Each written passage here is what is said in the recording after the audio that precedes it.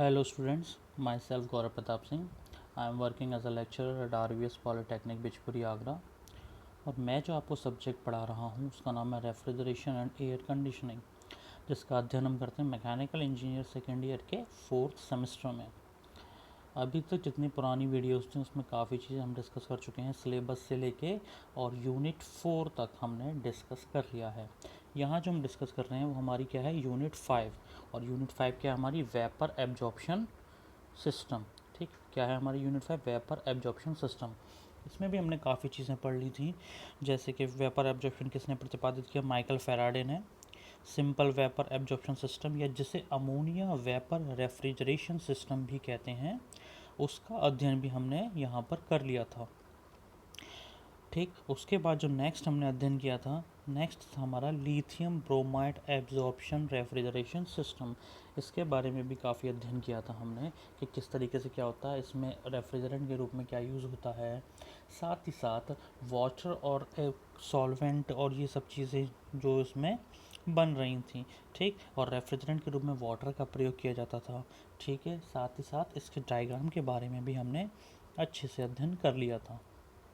ठीक है, नेक्स्ट जो हमारा था, नेक्स्ट था हमारा डोमेस्टिक इलेक्ट्रोलक्स रेफ्रिजरेशन सिस्टम। अब डोमेस्टिक से क्या तात्पर्य हो रहा है, डोमेस्टिक से तात्पर्य है कि घरेलू उपयोग हेतु जो रेफ्रिजरेशन सिस्टम का डिज़ाइन किया गया है। तभी आपने देखा होगा कि कुछ रेफ्रिजरेटर्स जो आते हैं उनमें कंप्रेसर इलेक्ट्रोलक्स कंपनी का होता है। किस कंपनी का होता है, इलेक्ट्रोलक्स, क्योंकि दुनिया में सबसे पहले डोमेस्टिक रेफ्रिजरेटर बनाने वाली कंपनी क्या है, यही है, जिसका नाम क्या है, इलेक्ट्रोलक्स।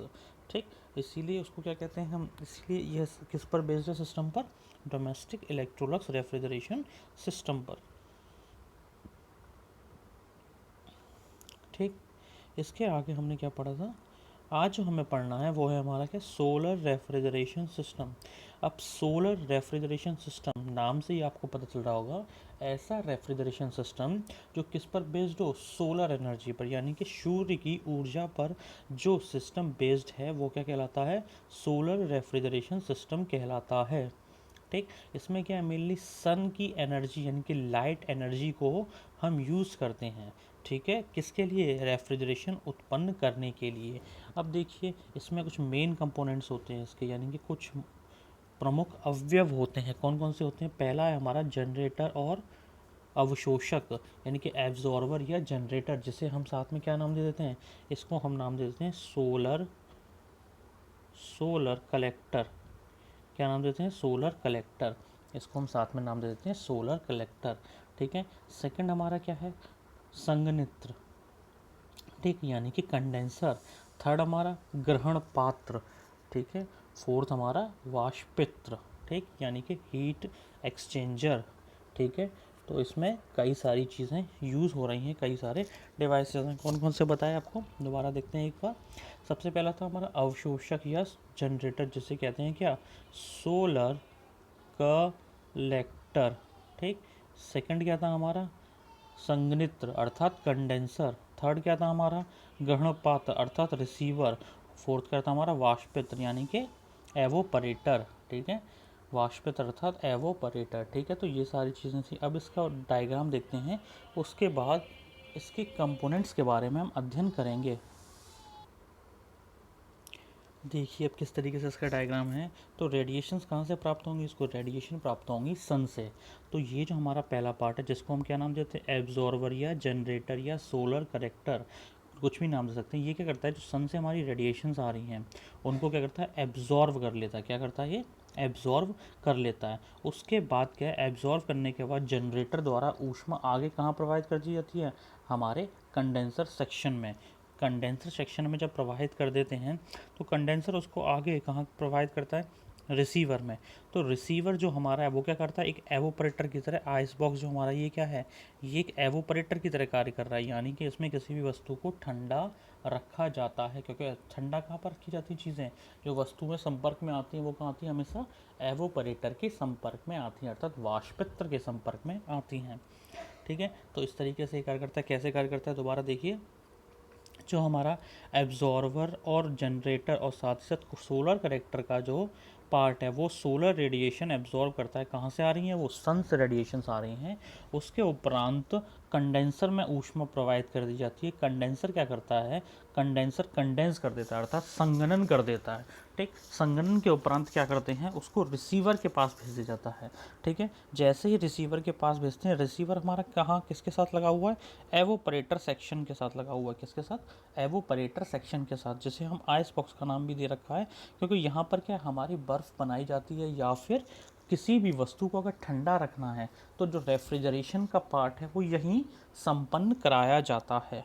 ठीक, तो ये थी हमारी वर्किंग। अब देखिए इसके कंपोनेंट्स कौन कौन से हैं। सबसे पहला जो कंपोनेंट है, सबसे पहला कंपोनेंट है इसका एब्जॉर्वर और जनरेटर, या फिर जैसे हम कहते हैं क्या, सोलर कलेक्टर। ठीक, तो नाम से आपको समझ में आ रहा होगा सोलर कलेक्टर का काम क्या है?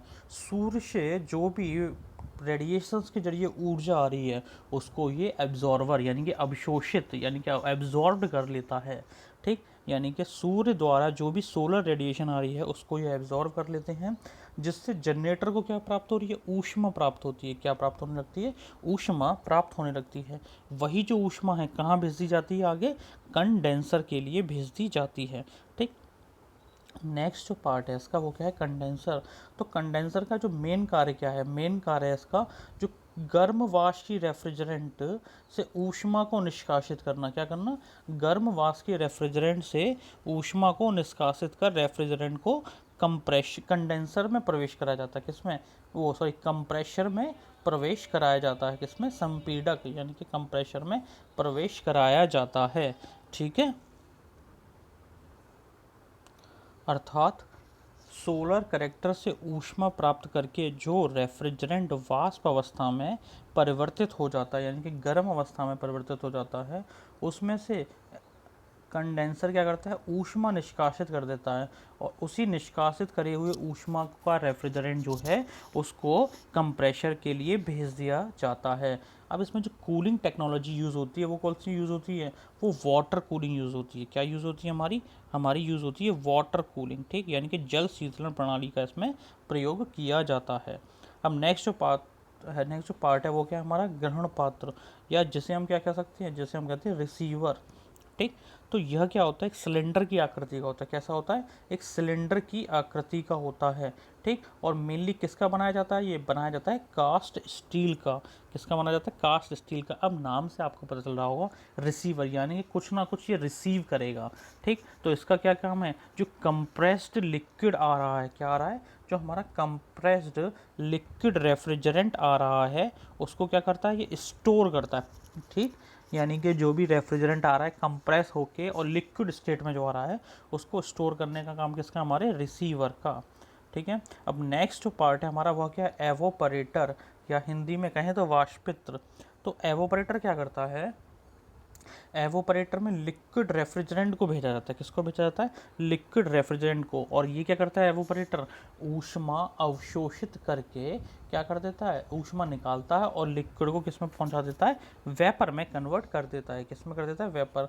ठीक, यानी कि इसके अंदर क्या होता है? गर्म होकर जो हमारा रेफ्रिजरेंट है वो कहाँ परिवर्तित होने लगता है? वो परिवर्तित होने लगता है वाष्प अवस्था में। ठीक है, वाष्पित्र का मुख्य कार्य परिवेश से तापमान को अवशोषित कर द्रव रेफ्रिजरेंट को प्रदान करना होता है। यानी कि एटमॉस्फेयर से क्या कर रहा है? टेम्परेचर एब्जॉर्ब कर ले रहा है और किसको प्रदान कर देता है? हमारे रेफ्रिजरेंट को प्रदान कर देता है। ठीक, तो ये क्या था? हमारे सोलर रेफ्रिजरेशन सिस्टम के सारे कंपोनेंट थे। ठीक है, तो ये हमारा क्या था? Solar refrigeration system. ठीक है, अब जो नेक्स्ट हमारा टॉपिक है वह क्या है? वह हमारा कंपैरिजन। कंपैरिजन किसके बीच में? वेपर एब्जॉर्प्शन सिस्टम और वेपर कंप्रेशन सिस्टम के बीच में। ठीक, तो पहला पॉइंट देखिए, इसमें पहला पॉइंट क्या कहता है? पहला पॉइंट कहता है स्मॉल पंप यूज्ड लो नॉइज, यानी कि जो हमारा वेपर एब्जॉर्प्शन सिस्टम है इसमें क्या करते हैं? 4 अंगों के रूप में क्या करते हैं? पंप का प्रयोग किया जाता है। एक पंप का प्रयोग करते हैं। ठीक, वो भी छोटी पंप का। किसका यूज़ करते हैं हम? छोटी पंप का यूज़ करते हैं। ठीक, जिसके कारण क्या होता है? उसमें नॉइज़ पॉल्यूशन जो होता है बहुत कम होता है, और टूट फूट भी क्या होती है? कम होती है। जबकि अगर उसी कैपेसिटी का हमें वेपर कंप्रेशन सिस्टम डिज़ाइन करना है तो उसमें क्या होगा? बड़े कंपोनेंट्स यूज़ होंगे और साथ ही साथ टूट फूट और मोर नॉइज़ यानी कि अधिक शोर उत्पन्न होगा। ठीक, नेक्स्ट क्या है, यूज़ हीट एनर्जी, ठीक, फ्रॉम एवोपरेटर टू रेफ्रिजरेटर, यानी कि जो हमारा वाष्प अवशोषक निकाय यानी कि वेपर एब्जॉर्प्शन सिस्टम है, वह केवल ऊष्मीय ऊर्जा का प्रयोग करके वाष्पक से रेफ्रिजरेंट की स्थिति में परिवर्तन करता है। ठीक, यानी कि क्या करता है, केवल ऊष्मीय ऊर्जा का यूज़ करता है। ठीक है, जबकि जो वेपर कंप्रेशन है वो मैकेनिकल एनर्जी को यूज़ करता है, किसके लिए, एवोपरेटर से रेफ्रिजरेटर को काम करने के लिए। ठीक है, यानी कि जो वाष्प संपीड़न सिस्टम है वो यांत्रिक ऊर्जा का प्रयोग कर रेफ्रिजरेटर की स्थिति में परिवर्तन करता है, जबकि वेपर एब्जॉर्प्शन किस में करता है, वेपर एब्जॉर्प्शन यूज़ करता है ऊष्मीय ऊर्जा यानी कि हीट एनर्जी का, और ये करता है किसका, मैकेनिकल एनर्जी का। ठीक है, अगला क्या है हमारा, also works low evaporator pressure and temperature, यानी कि जो हमारा वाष्प अवशोषक है, वेपर एब्जॉर्प्शन सिस्टम है, ये वाष्पित्र में कम दाब और ताप पर भी आसानी से कार्य कर सकता है, जबकि उसी क्षमता का अगर हमें वेपर कंप्रेशन सिस्टम का यूज़ करना है, ठीक है, तो क्या है, वो उतनी एफिशिएंटली काम नहीं कर सकता उसी प्रेशर और टेम्परेचर पर, उसमें क्या होगा, उतनी एफिशिएंसी नहीं रह पाएगी। ठीक है, अब नेक्स्ट जो हमारा है क्या है, लिक्विड रेफ्रिजरेंट से कोई हानि नहीं होती, यानी कि जो हमारा लिक्विड रेफ्रिजरेंट है उसकी वजह से इसमें क्या होता है, कोई भी हानि नहीं होती, किस में, वेपर एब्जॉर्प्शन में, जबकि वेपर कंप्रेशन में क्या, लिक्विड रेफ्रिजरेंट के कारण क्या होता है, उस पर हानि होती है। क्यों होती है, क्योंकि जब वाष्प संपीड़न निकाय में जो लिक्विड रेफ्रिजरेंट को अति तप्त यानी कि सुपर हीटेड रेफ्रिजरेंट में परिवर्तित कर वाष्पित्र से बाहर निकाला जाता है, इस वजह से क्या होती है, उसमें हानि होने की संभावनाएं हो जाती हैं। ठीक है, एक और बात का हम देख सकते हैं जनरल पर्पस में, जैसे कहा जाए तो वेपर एब्जॉर्प्शन सिस्टम क्या है, इसमें कंपोनेंट छोटे यूज़ होते हैं, छोटे यूज़ होते हैं इसलिए क्या करता है, ये कम स्थान घेरता है, जबकि जो हमारा वेपर कंप्रेशन है वो क्या करता है, उसमें कंपोनेंट बड़े यूज़ होते हैं जिसके कारण वो अधिक स्थान घेरता है। ठीक, तो ये था आपका क्या, यूनिट 5 वेपर एब्जॉर्प्शन सिस्टम। ठीक है, अब जो नेक्स्ट हमारी यूनिट है जिसमें क्या रेफ्रिजरेंट इक्विपमेंट्स के बारे में हमें पढ़ना है, वो अगली वीडियो से हम अध्ययन करेंगे। ठीक, अगर इससे रिलेटेड पीडीएफ चाहिए तो डिस्क्रिप्शन बॉक्स में दिए हुए टेलीग्राम लिंक पर जाकर वहाँ से पीडीएफ डाउनलोड कर सकते हैं। ठीक, अगर वीडियो पसंद आ रही है तो लाइक करें और चैनल को सब्सक्राइब करें। धन्यवाद।